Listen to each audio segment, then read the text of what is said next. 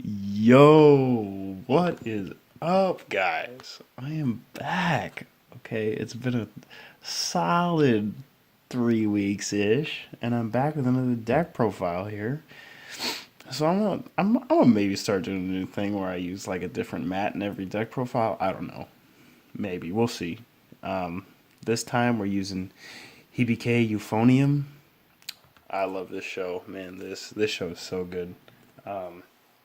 But anyway, I don't need to talk about that show in this video. If you guys are wondering where I've been for the last few weeks, well,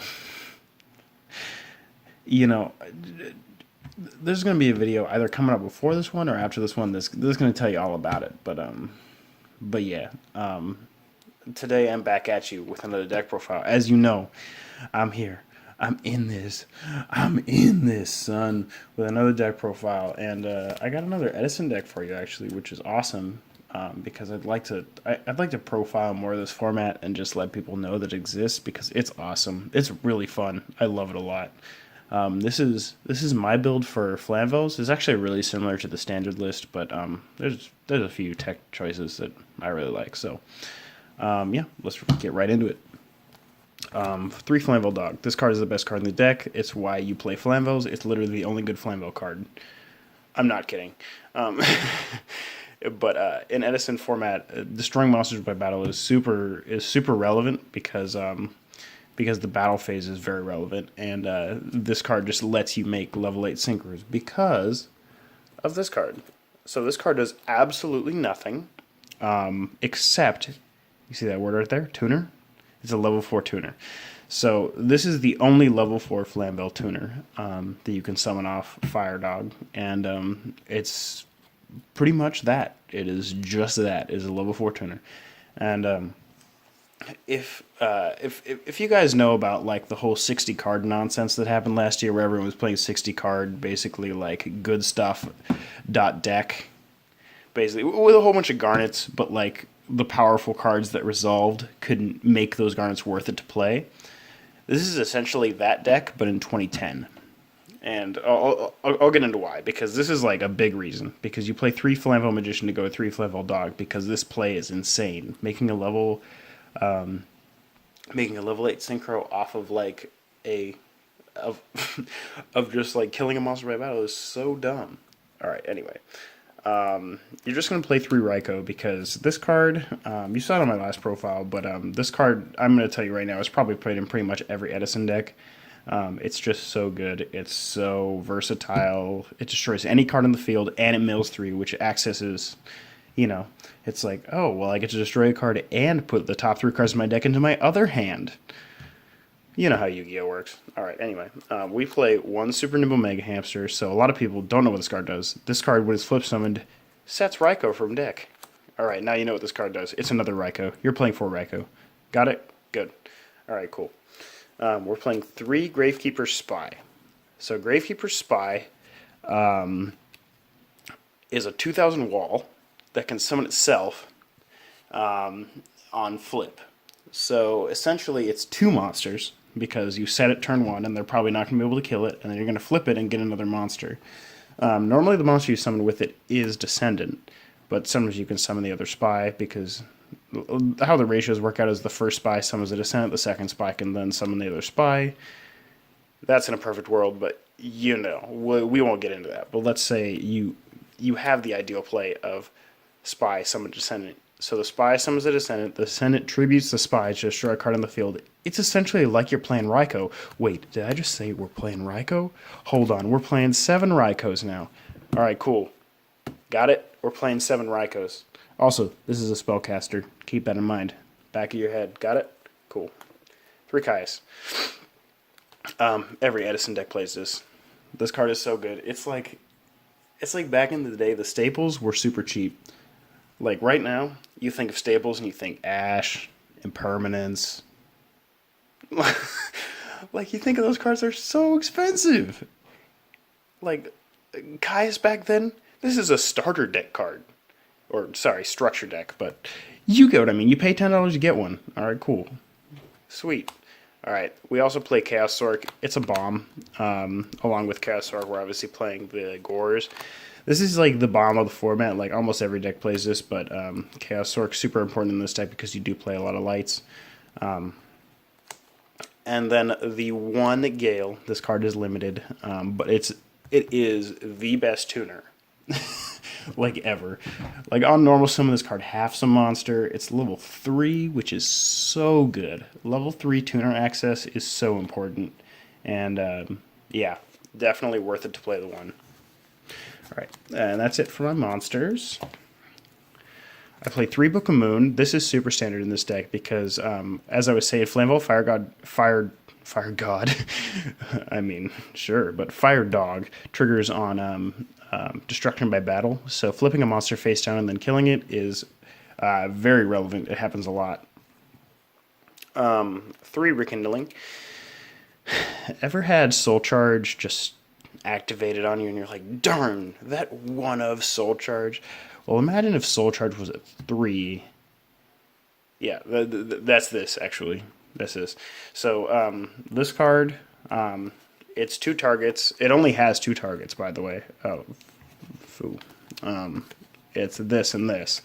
So, Magician and Fire Dog are the 2 targets for Rekindling, and what you're supposed to do is you're supposed to Rekindling the Fire Dog and the Magician and then make a level 8, right? It's basically like you kill a monster, you get the Magician from your deck, you make a level 8, and then you Rekindling again and make another level 8. And back then that was pretty much unbeatable, but like also you can just make comeback plays where you like revive 2 dogs and a Magician, or like 2 Magicians and a dog, and then just make a bunch of synchros, and your opponent's just like, okay, well, I guess I lose. Because one card, like, +3s in this game, in this format, are like, okay, like, GG. Alright, yeah, so 1 heavy, 1 MST. As I was saying in the last video, both of these cards are limited. You have no reason to not play one of each. We're playing 1 Brain, which is super standard, but 1 Mind, because Mind Control in this format is, well, in this deck, I would say, is basically Brain Control. Brain Control in this format is always played because Caius is so good, because you contribute their monster once you take it. But like Mind Control in this deck, since you're playing so many tuners, you're playing 3 Magician, you're playing the Gale, like you're just playing so many, and you're just able to always pretty much use something that you take from them. Another thing with Mind Control is it can take face down monsters where Brain Control can't. So you could take like a Raikou, flip it, and then sync with it. You know, like, that's super strong. And, yeah. Oh, that's it for the spells, sorry. So, 2-dimensional Prison, 2 Bottomless, 1 Mirror Force. As I was saying in the last video, this is, like, super standard, all this stuff. Like, they're just kind of, like, good traps. Like, a lot of decks just play those, those ratios. Not every deck plays this, but a lot of people do. This card, I personally play this card in every format that it's legal. I always love to play this card. 1 Dust and then 1 Trap Dust Shoot. Now, some people might not know what this card does. This card is a trap card that says look at your opponent's hand, and then you take a monster from their hand and send it back to their deck. Oh, and they have to have 4 cards in their hand and able to in order for you to activate it. So, but basically, it's just so strong. Like, you're just able to turn 1, set this, flip it, and then you look at their hand and you see every out they have to your board and every out they'll have for the next few turns, and you're just like, okay, I'm going to send back that monster because it deals with my board, and now your hand is a brick, so cool. Yeah. Trap Dust Shoot is like a super sacky one of, but I love it. We play the 1 level 5. You only really make this when you're syncing with Raikou and Gale, or when you have like some weird mind control or brain control, like. And yeah, it comes up, like it definitely does, and this is just the best level 5 to have in your extra, or in your. Is it called an extra deck? At this point, I think it was called an extra deck. It was called an extra deck, yeah. Never mind. Ignore me. I was about to call it a fusion deck, like they did back in the day. 1 Brinac, 1 Goyo, 1 Eurequisas. This is, again, super standard. Like, super standard level 6 package. Like, you're obviously making these 2, more than this one, but this one comes up sometimes. So, and obviously level 6 is super important in this deck because of Raikou plus Flamvell Magician being so common of a play. You're playing 3 7s, which is 1 Armor Master, 1 Arcanite, and 1 Black Rose. Armor Master you can actually make in this deck since you do play the Gale. He does not take Blackwing non-tuners, so that's really good. So you're just able to make him whenever you have Gale in a level 4. Arcanite, remember how I was saying it was important that Gravekeeper Spy was a spellcaster? Well, this card is so good. Basically, it just says when you summon this card, destroy 2 cards on the field, and that's just so dumb. And the fact that it obviously destroys 1 at a time, plays around Starlight Road. It's also just generally a pretty big defensive. like 1800 defense is nothing to scoff at. You can just put this guy in defense and wall a lot of dudes. So yeah, he's super good card. And then Black Rose is Black Rose. If you don't know what this card does, I don't even know why you're playing Yu-Gi-Oh. Playing a lot of level 8s, just some 1-0s, you know. This is really good when you know your opponent doesn't have their Mirror Force left, because the only out to an attacking monster at that point is Dimensional Prison, and Thought Ruler plays around Dimensional Prison expertly. And Colossal Fighter, obviously very good against the decks that don't play back row, which is why you really can't afford to not play back row in this format, because I mean, there's a lot of reasons not that you can't afford to play back row, but Colossal Fighter is definitely a big one. If you just don't play back row, it's really hard to get around Colossal Fighter because he just can never die. He'll just keep coming back over and over. So, yeah. Redra, it's just really randomly good. And then Dark End excels at getting rid of Stardust Dragon, which is the best level 8 synchro in the format. Let me just say, we play 2 Stardust.